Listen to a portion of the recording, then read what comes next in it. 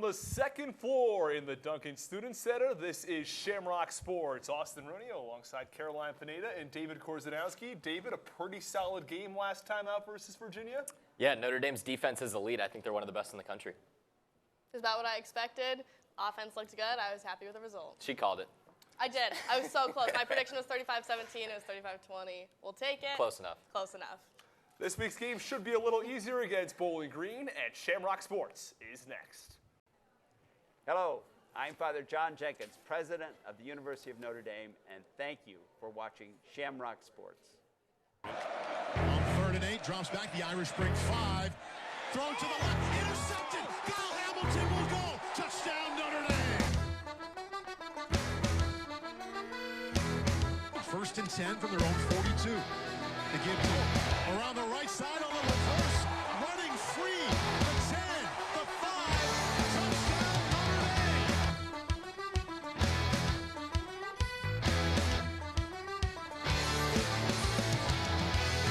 Touchdown, Notre Dame. This is going to be a touchdown. Touchdown, Crispin. Touchdown, Notre Dame.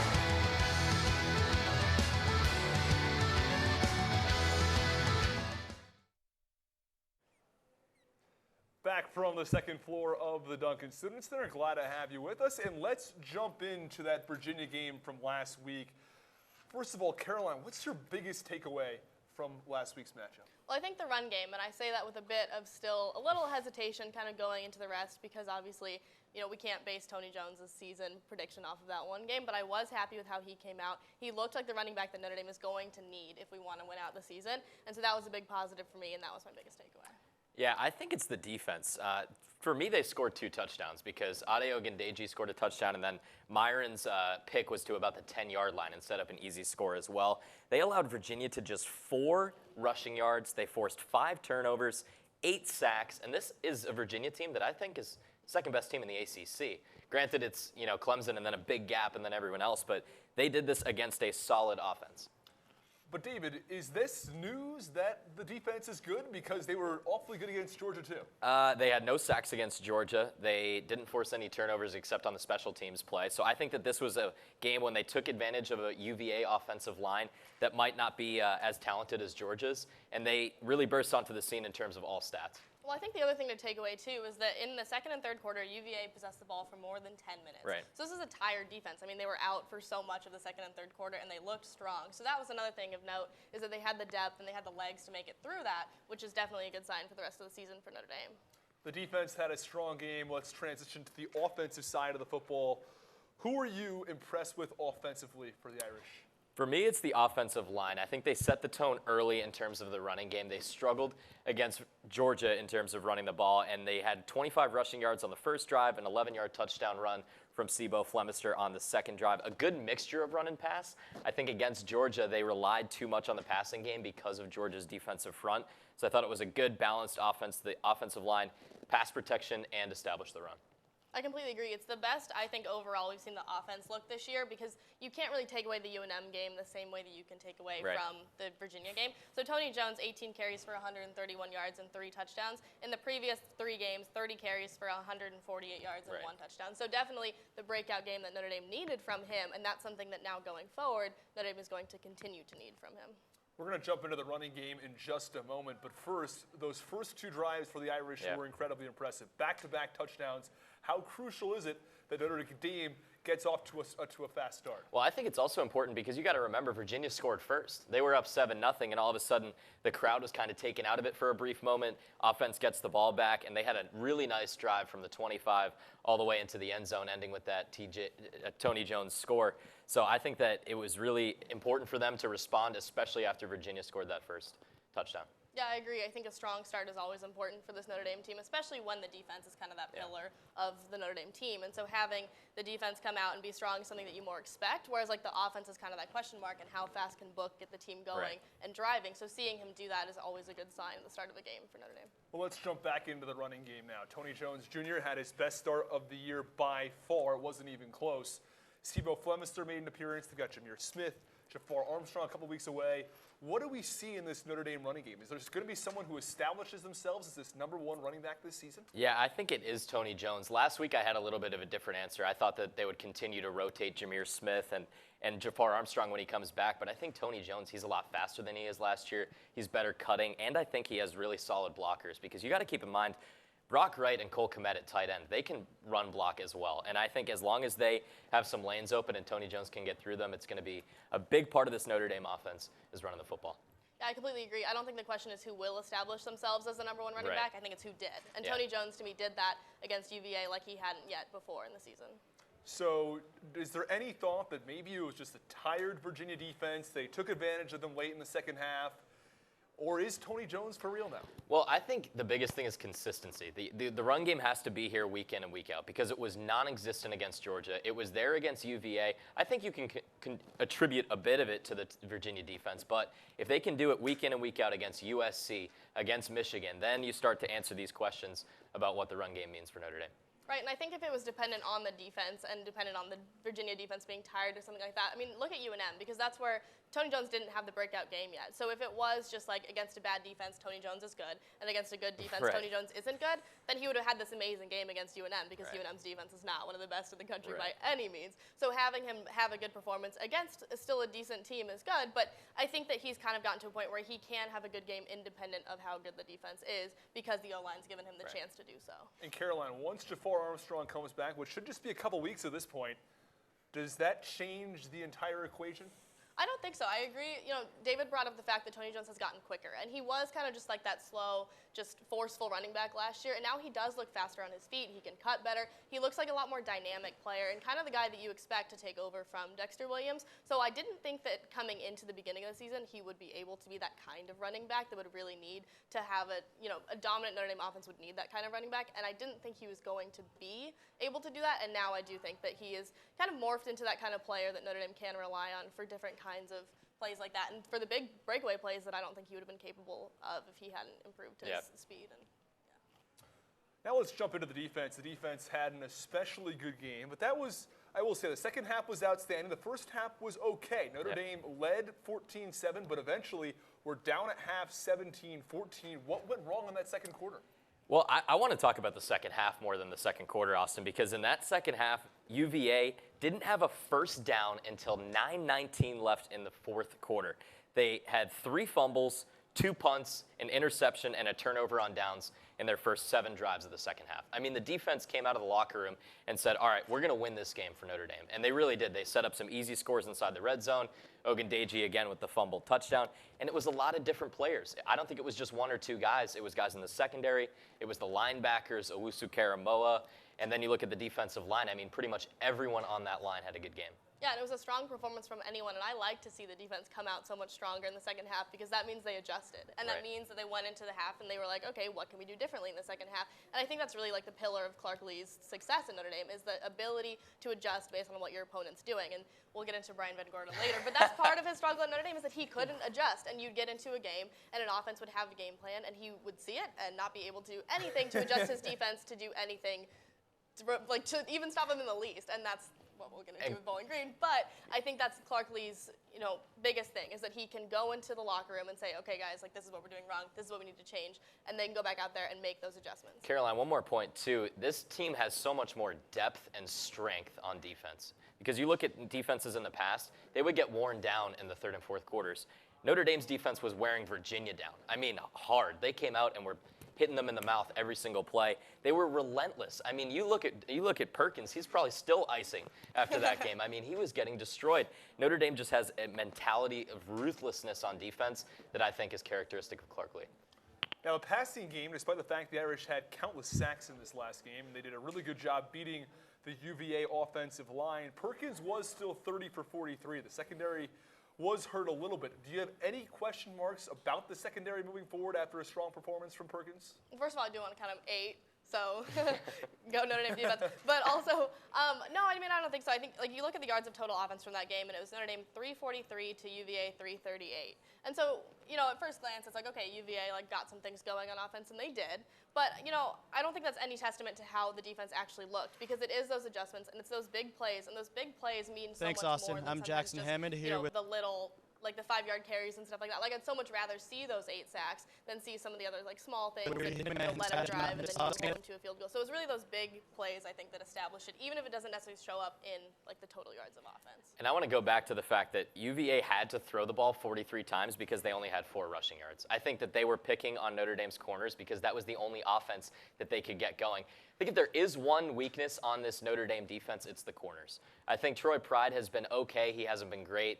And now Tariq Bracy and Dante Vaughn are going to have to step up as well with Sean Crawford being injured. Caroline, do you have one star player on the defense that we saw maybe not only last week, but over the first 4 weeks of the season? Yeah, Julian Okwara for me. I mean, 3 sacks, 2 quarterback hurries, and a fumble recovery. Really just a dominant game for him. And I think he has become one of those leaders on the defense that they've needed so badly. And that's what we talked about coming into the season, is who can be that guy, who can be the vocal leader and lead on the field. And to me, he's done that resoundingly. I'll go with the captain on the defensive line on the other side of the line, and that's Khalid Kareem. 2 tackles for loss, 1 QB hurry, 3 tackles, and 2 solo tackles. I think sometimes he's kind of an unsung hero because Okwara is coming from that pass rushing side, whereas Khalid Kareem is on the run blocking side more so. I thought he did a great job sealing off the edge and giving those Virginia offensive linemen a long day. Do either of you have Owusu Koromea up there, top 4, top 3 players in the defense? He leads the team in solo tackles and tackles. Yeah, I think so. 7 tackles and 5 solo on Saturday. He had another good game. Yeah, he's good. I mean, that's what we've talked about, is that it's just so many guys. Like, Right. you could say that about Gilman, that he had a great game. Hamilton, again, looked really good, really strong as a freshman. So there's just so many different players on that defense that you can point to and say, you know, they helped Notre Dame win this game, and that's all you can really ask for from your defense.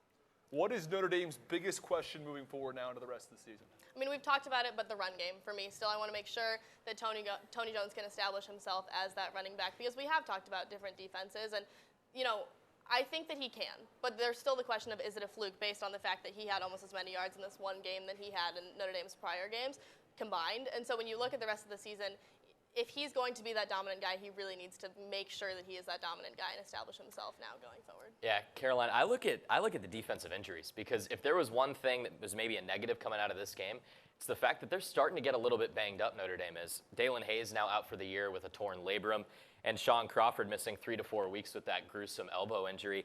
I think now their depth is going to be tested, because we talked about a big part of Clark Lee and Notre Dame's defense is the fact that they get a lot of guys in. They keep the legs fresh. Now they're going to be leaning on Okwara and Ogundeji and Kareem to not miss many snaps because Hayes can't come in there. And on defensive back, you have Tariq Bracy and Dante Vaughn, who are going to have to pick up the slack for Sean Crawford. So I think that is a big question mark, especially in the USC game, because they pass the ball a lot, and those corners are going to have to be good.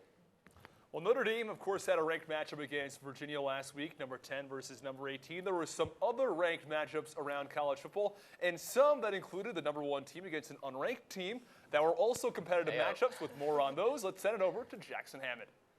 Thanks, Austin. I'm Jackson Hammond here with a recap of Week 5 in college football.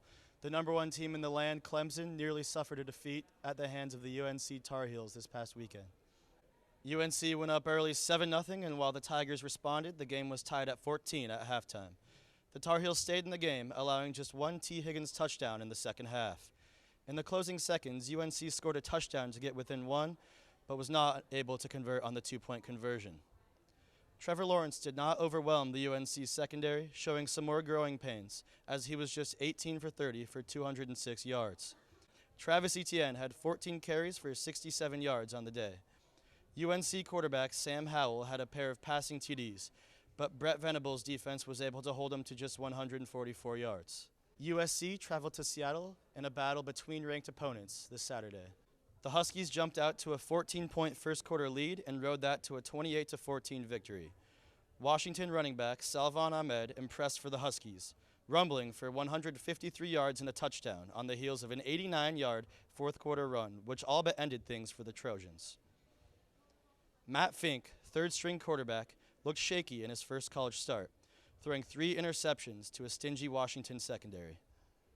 Wisconsin prevailed in a dogfight of Big Ten teams at home against Northwestern by the score of 24-15 on Saturday. This was a defensive battle to say the least, as the Badgers went into halftime with a 7-3 lead. An early fourth quarter pick six put Northwestern to bed as it gave Wisconsin a late 24-3 lead. While Jonathan Taylor did not have one of his typical blow-up games, he still impressed to the tune of 26 carries for 119 yards and a touchdown. Neither Northwestern nor Wisconsin was able to get much going through the air, as each team was held to below 160 yards passing on the day. Ole Miss traveled to Tuscaloosa in what looked to be a tune-up game for Alabama ahead of its upcoming games against Texas A&M and LSU. The Rebels were able to provide somewhat of a shock, taking a 10-7 lead into the second quarter. However, it was all Crimson Tide from there, as Tua Tagovailoa added 3 passing touchdowns and another on the ground before halftime. The Crimson Tide defense bled some garbage time touchdowns to Ole Miss, with the final score being 59-31. Tagovailoa had a historic day for Alabama, completing 26 of 36 passes for 418 yards and a school record 6 touchdowns. Devonta Smith was incredibly on the receiving end of 5 of these TDs in what amounted to an 11-catch, 274-yard performance. Alabama's offense certainly looks potent as it enters the thick of its conference schedule. Back to you, Austin. Thanks so much, Jackson. Notre Dame, of course, had their tough matchups, but other teams were clearly tested. Let's start with Wisconsin and Northwestern, a 24-15 win for the Wisconsin Badgers. They've had a couple of tough tests this season. They so far have persevered. Are they a team that's for real? I think so. And I mean, you talk about defensive injuries, they've had their fair share. So Scott Nelson, their safety, was out, and then their backup safety was also hurt. So really that secondary was weakened for Wisconsin. So the fact they still came out and held Northwestern to 15 points to me was still, a strong mark for that team, and they looked good. Jonathan Taylor, 119 yards, 1 touchdown. He's really been like the pillar of that Wisconsin offense that has been getting them through the season so far, and I think they could be a legit team in the Big Ten. My question is, how will they play against high-scoring offenses? Because they were in a classic Big Ten matchup against Northwestern, a team that doesn't score a lot of points, and they went up against Michigan, whose offense has been sputtering this year. How will they play against Ohio State? That's a game that I have circled on my calendar on October 26th. Otherwise, their opponents don't really score a lot of points. Kent State, Illinois, Iowa, Nebraska. I think Wisconsin is a top 10 team, but are they a playoff team? I think that question will be answered against the Buckeyes. I don't think there's any way that the Big Ten doesn't have someone in the playoff this year. There's no way the Big Ten doesn't gets left out, because they have way too many quality teams, whether that's Wisconsin, Ohio State, Michigan State. I mean, you have some teams that could come out of this and really make a strong case for the playoff. I don't think they're left out this year. And Caroline, if you're looking at that game against Ohio State out in Columbus, that's really a regular season Big Ten championship game. I mean, I don't see Michigan, really contending after their beatdown against I don't see them at all. Against Wisconsin, and they still have to play the heart of their schedule in Notre Dame as well. Well, they play Iowa this week, and that's going to be a big question, right, and we can talk about that. But another ranked opponent, and it's a must-win game for Harbaugh. If Harbaugh drops another one to Iowa, not great. That's not going to be good for Michigan. I'm going to maintain my statement I made last week. I don't think Michigan is a top 50 team in the country. Wow. But, hey, we'll move on. Let's talk Big about words. Clemson-UNC, okay? Yeah. That is a matchup where the number 1 team in the country was a 2-point conversion. Oh, actually, number 2 team in the country, really, away from losing a game to an unranked UNC team, a team that probably won't get more than 7 wins, nearly a borderline bowl team at all. Right. What went wrong for Clemson? Guys, I don't think it's that surprising that UNC was the team that gave Clemson some trouble early on. Their biggest margin in their ending score of a game is 6 points.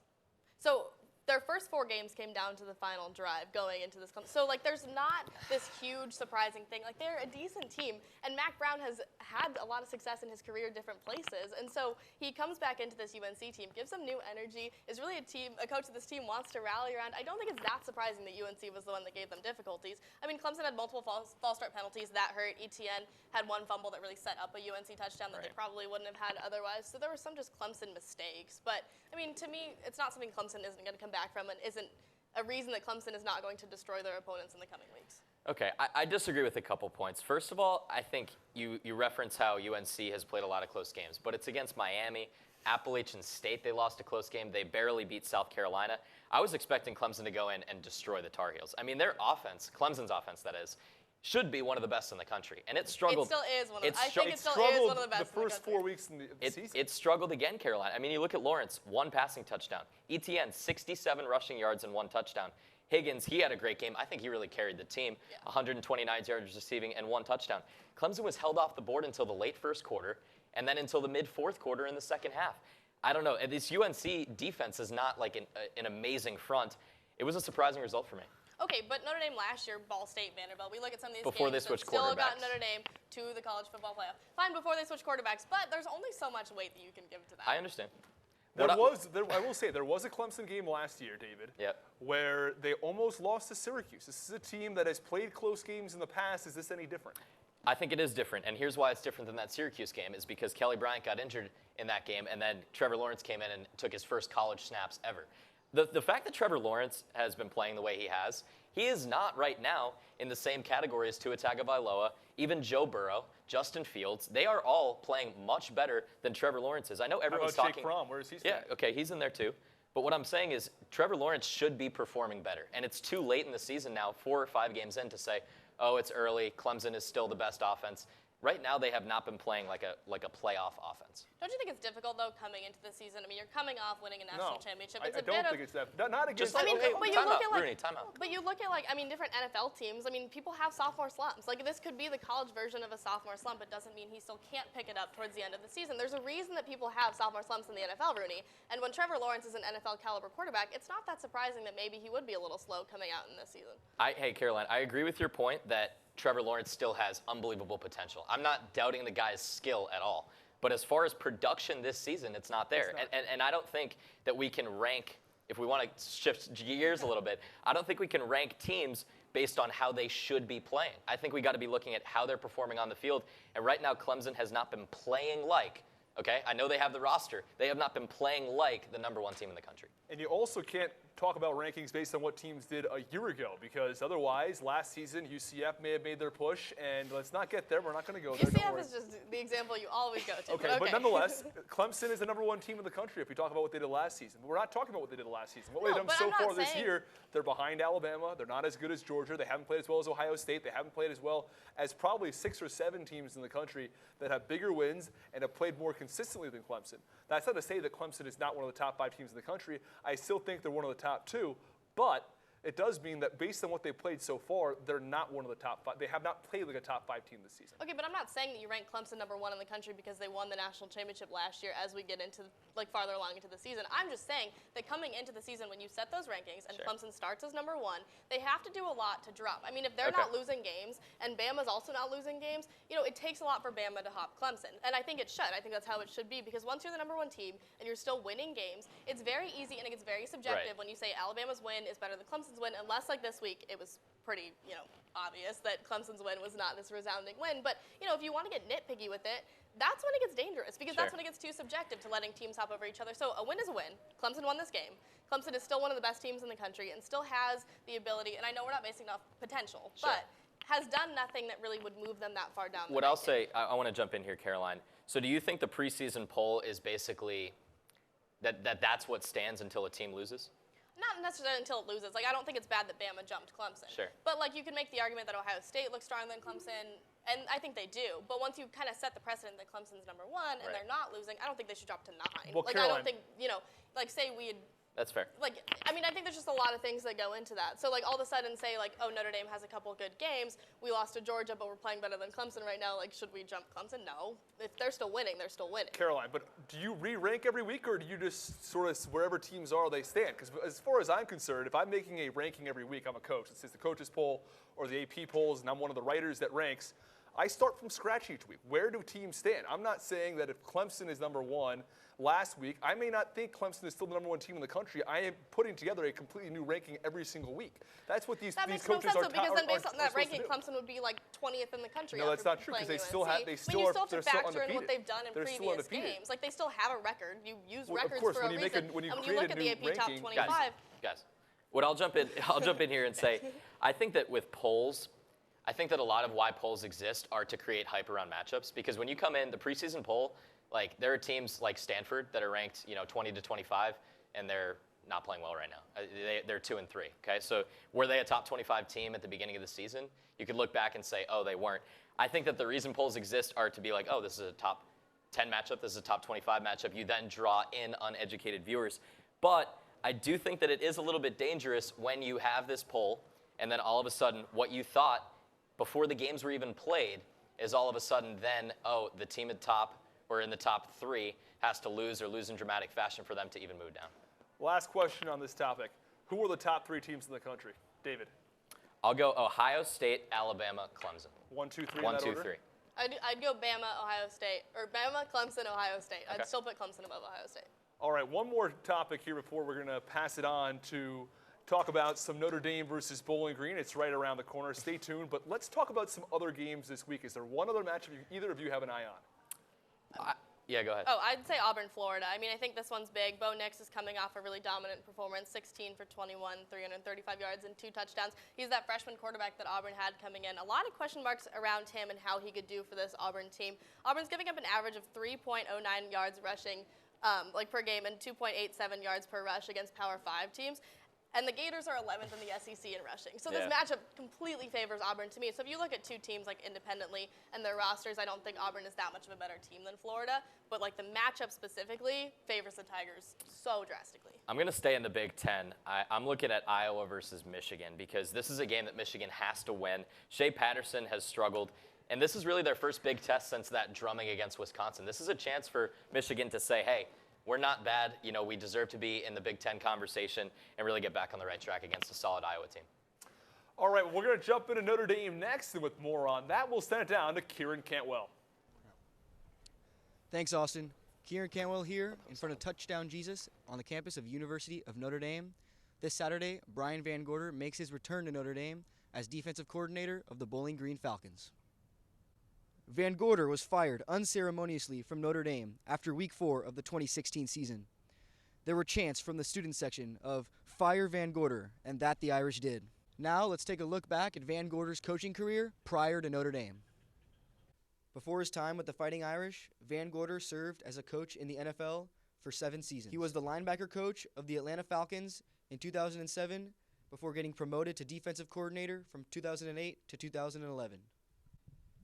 He then took a few short stints with the Jets and Auburn, then finally landed his job as linebacker coach at Notre Dame in 2014. 2 years later, he took over as defensive coordinator in 2016 before getting fired after a Week 4 38-35 loss to Duke. He bounced around as a defensive assistant at Georgia and Oklahoma State before landing the defensive coordinator job with the Louisville Cardinals in 2018. In that position, the team went 2-10, allowing 44.1 points per game, ranking 128th out of 130 FBS teams. Things have not improved with Bowling Green.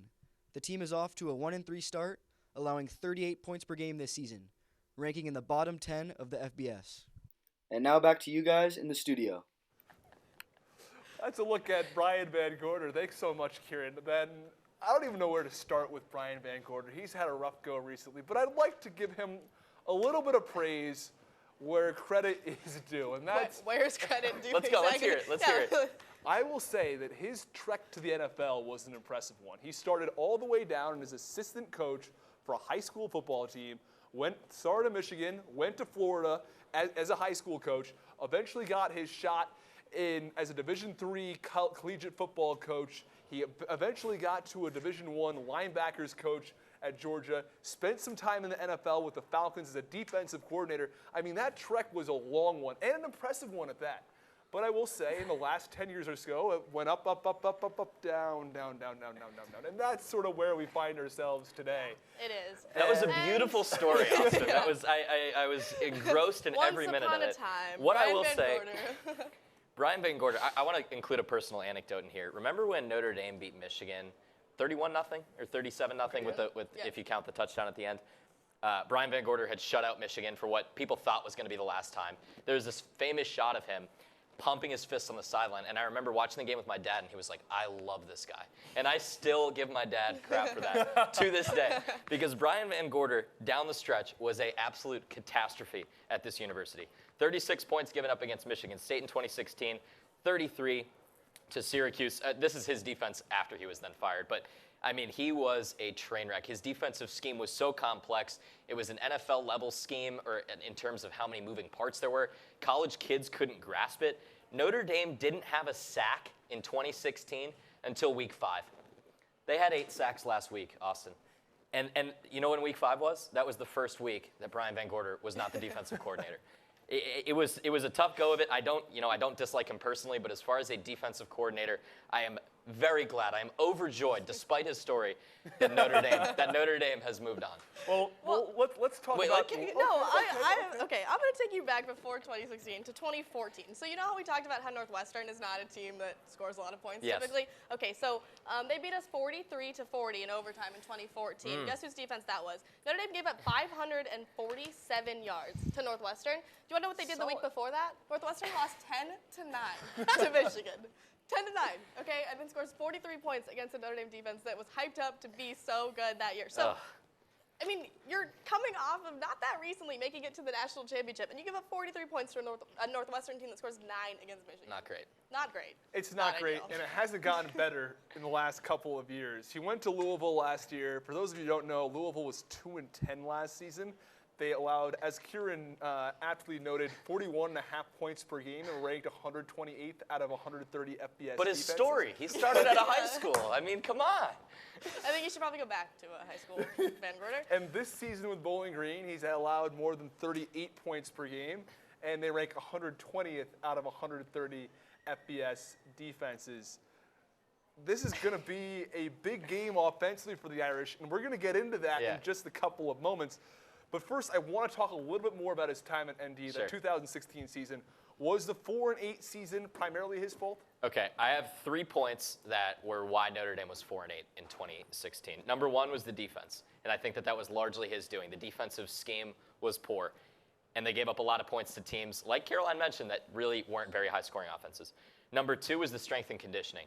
Matt Balis was the best hire that Brian Kelly made in 2017. Not close.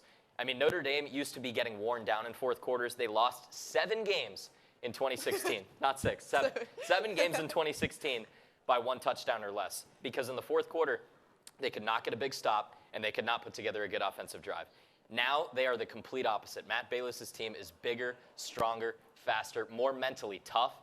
And then the third was the overall culture. If you remember how the 2016 season started, before anyone even touched the field, 5 players were arrested. And Notre Dame had a ton of locker room problems. Since then, Brian Kelly has really cracked down.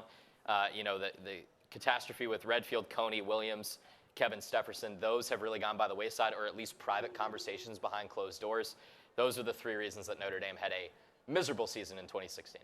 I'm going to give you 3 other reasons they had a miserable season. The fact they gave up 50, 36, and 38 points in the first game of that year. That set the precedent right away that this was not a defense that could do anything against good teams or bad teams. I do think that was largely due to Van Gorder, but, I mean, there were a lot of problems, like you mentioned, that season, and he was one of them. But you do notice that when you hire Clark Lee, he has a defense that, as you mentioned, college kids can play with. And that was the thing, is like you watch Van Gorder's defense, and the amount of times that after a play where Notre Dame let something big happen, players look at each other, and the look is just who had him, was way too common. And you shouldn't have that. So you need a defense that players can latch onto, that players can understand, where they can know who's covering who, and Van Gorder just never brought that to the table.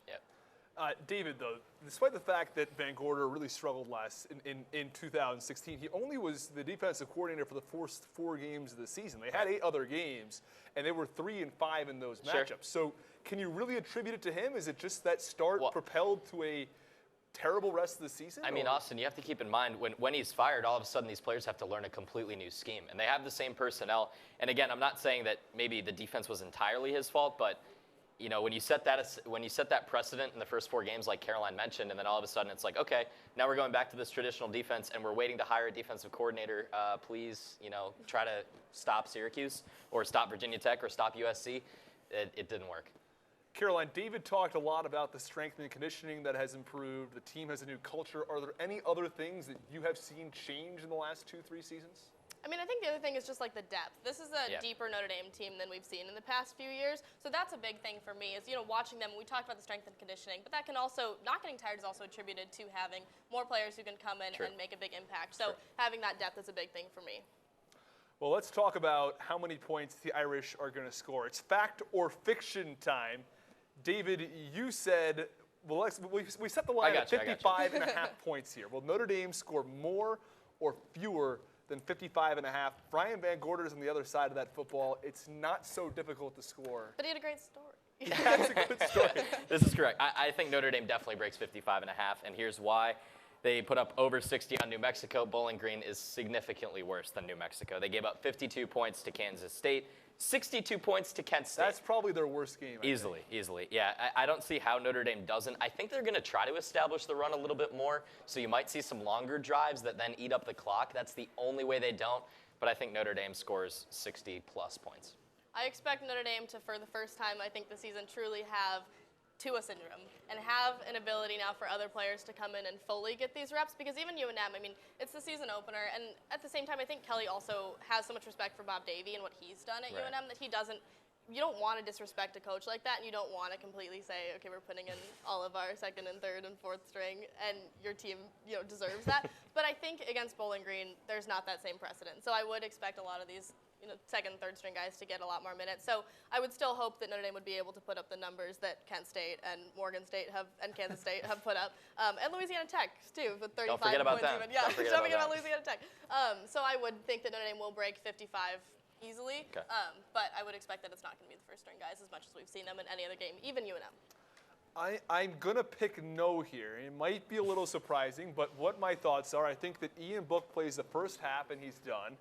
And then they bring in the second, the third, maybe even the fourth, and maybe even the fifth team here. Are there 5 teams? There may be some I guys don't think there are 5 teams. There are going to be guys who dress this week, I'd imagine, who don't normally dress for games.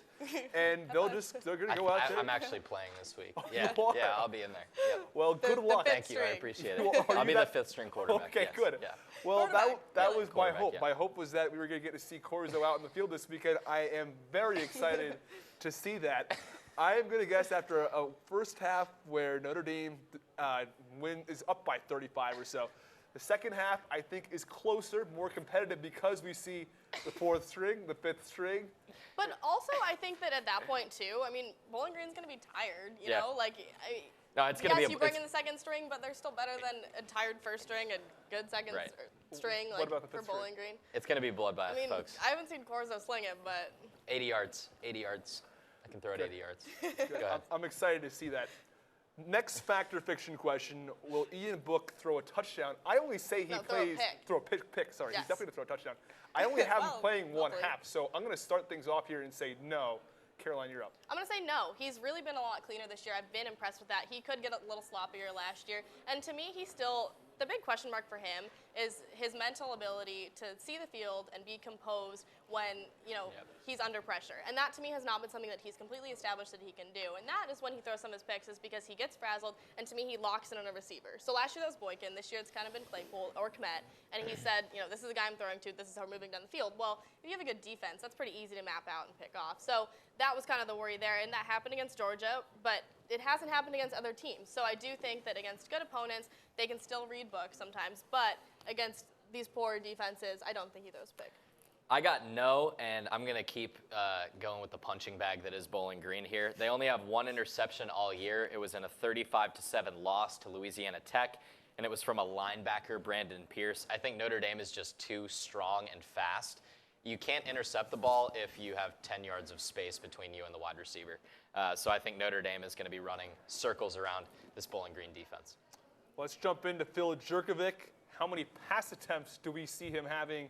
6.5 is our line. I'm going over. David, you start on this one. I got over as well. I think he'll be in the mid-third quarter at the latest. I think that when he comes in, they want to test his passing ability. They're not seeing how well he can hand the ball off.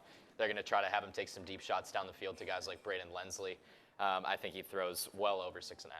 I agree. This is the moment that a lot of Notre Dame fans have been waiting for. This is seen as the future of the program. So, yeah, they're not going to have him come out and just, hand the ball off to Tony Jones, because we know what other players can do. So now the question is going to be, what can he do? And that's going to come down to his passing. So I would expect to see more than 6.5 passing attempts. Any thoughts on the Bowling Green offense? Their quarterback, Darius, he's got a passing percentage under 58%. Yeah. Devon Jones, their running back, has had an up-and-down season. Any thoughts on the offense? I think, the thoughts are just that they're really struggling. This guy, Darius Wade, he has 3 touchdowns and 3 interceptions this year. All 3 touchdowns were in the first game. He hasn't thrown a touchdown pass since.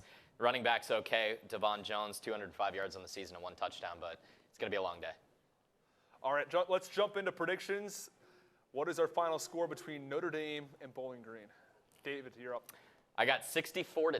I think that they win very easily. It's good practice for the offense, get them some rhythm going into a USC game next week.